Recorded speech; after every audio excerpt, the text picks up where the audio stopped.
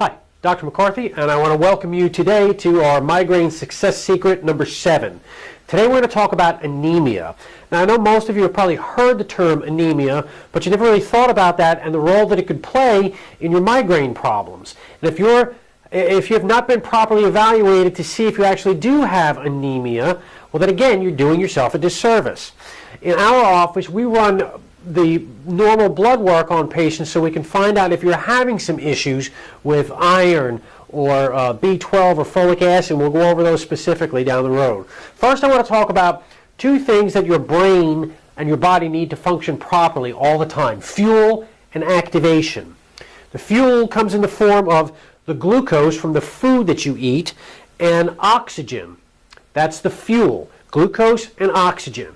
And your brain and body also need what's called activation, stimulation, exercise, movement, chiropractic adjustments. All of these things are wonderful stimulations. The problem lies in the fact that if you have anemia, your red blood cells don't do a very good job of sucking up the oxygen from your lungs and carrying it throughout your body to wherever it needs to go. One of the places that we see symptoms of oxygen deprivation first is in your brain, is in the blood vessels in your brain. If they're not carrying enough oxygen, one of the manifestations of that can be migraine headaches.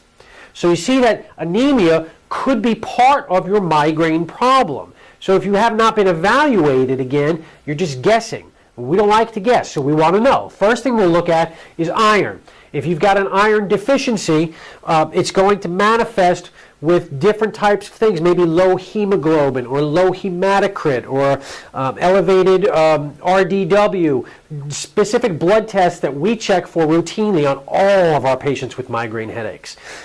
Secondarily, we look at B12 and folic acid, B vitamins. And if you've got a deficiency in these two, it's going to show us a different pattern on those same blood tests. So again, you've got to get the proper testing done. If you don't have the proper testing done, you don't even know if this is playing a role. This is just part of the issue, but it's a really big part. We need to get you checked, see if you have anemia, and if you do, we need to fix that. Don't suffer with migraines any longer. Call my office now. Thanks.